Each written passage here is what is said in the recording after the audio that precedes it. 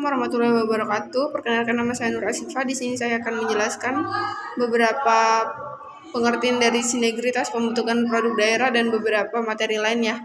Yang pertama yaitu produk hukumnya ada arah kebijakan OTDA, yaitu ada percepatan kesejahteraan rakyat dan efisiensi dan efisiensitas penyelaksanaan pemerintahan daerah. Untuk urusan daerah sendiri itu dibagi menjadi dua, yaitu Orpem dan OTDA. Orpem ini dibagi menjadi tiga, yaitu Orpem absolut, konkuren, dan Orpem umum. Urusan pemerintah merupakan urusan yang sepenuhnya menjadi kewenangan pemerintah.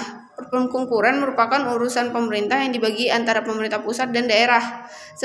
Serta Orpem konkuren sendiri diserahkan ke daerah menjadi dasar pelaksanaan otonomi daerah. Selain konkuren, ada pula Orpem atau urusan pemerintah absolut, yaitu politik luar negeri, yang kedua pertahanan, yang ketiga keamanan, keempat justisi, yang kelima moneter dan fiskal, yang keenam ada agama. Sedangkan urusan pemerintah konkuren itu ada wajib, non-dasar, dan pilihan. Yang dasar itu ada pendidikan, kesehatan pekerjaan umum, perumahan rakyat, ketentraman, dan sosial. Sedangkan yang non-dasar bisa tenaga kerja, pemberdayaan perempuan, lingkungan hidup, komunikasi dan informatika, kebudayaan, perpustakaan, dan kearsipan. Sedangkan yang pilihan itu ada kelautan, pariwisata, perikanan, pertanian, dan lain-lainnya. Selain itu, ada pun kewenangan Pempus yaitu NSPK. NSPK ini berupa ketentuan peraturan perundang-undangan yang ditetapkan oleh pemerintah pusat sebagai pedoman dalam penyelenggaraan urusan pemerintah konkuren. Penetapan pemerintahan konkuren itu menetapkan norma standar, prosedur, dan kriteria NSPK dalam rangka penyelenggaraan urusan pemerintahan daerah dan melaksanakan pembinaan pengawasan terhadap penyelenggaraan urusan pemerintah yang menjadi kewenangan daerah. Selain itu juga ada yang namanya dasar pembentukan perda. Dalam dasar pembentukan perda itu biasanya diambil dalam beberapa dasar dalam pembentukan peraturan di Indonesia juga. Salah satunya ada Pancasila, Undang-Undang Dasar 1945, dan peraturan daerah. Selain daripada itu ada juga perkada. Perkada dibentuk untuk melaksanakan perda atau kuasa peraturan perundang-undangan lainnya. Perda diundangkan dan di berita daerah.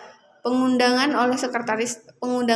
perda dilakukan oleh sekretaris daerah.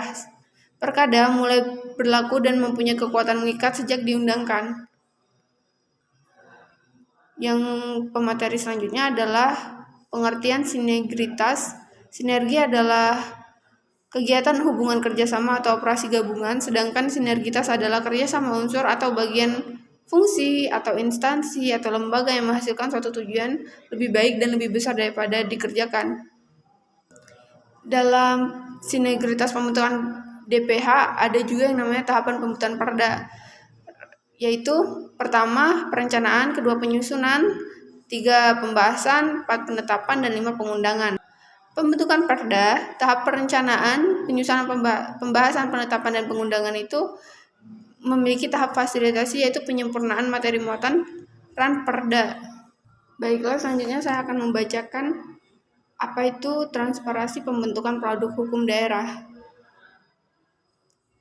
Ini biasanya diasasi oleh asas keterbukaan informasi, yaitu setiap informasi publik bersifat terbuka dan dapat diakses oleh pengguna informasi publik. Yang kedua, informasi publik yang dikecualikan bersifat ketat dan terbatas.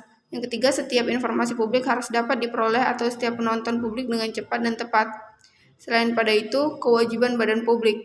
Badan publik wajib memberikan atau menerbitkan informasi publik yang berada di bawah kewenangan kepada pemohon informasi publik, meliputi informasi yang wajib disediakan secara berkala. Yang kedua, badan publik wajib menyediakan informasi publik yang akurat, benar, dan tidak menyesatkan.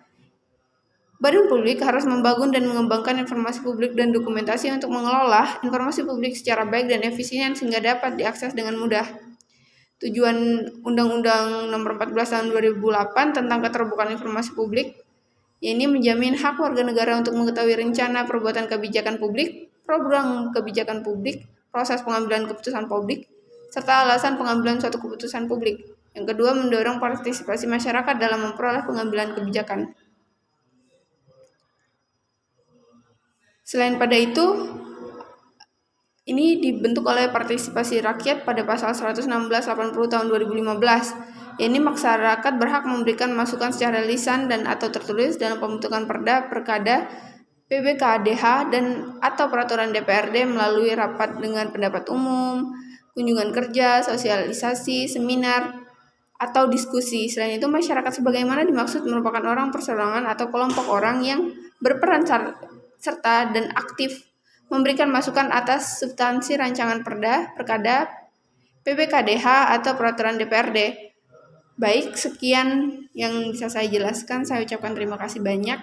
Saya akhiri. Assalamualaikum warahmatullahi wabarakatuh.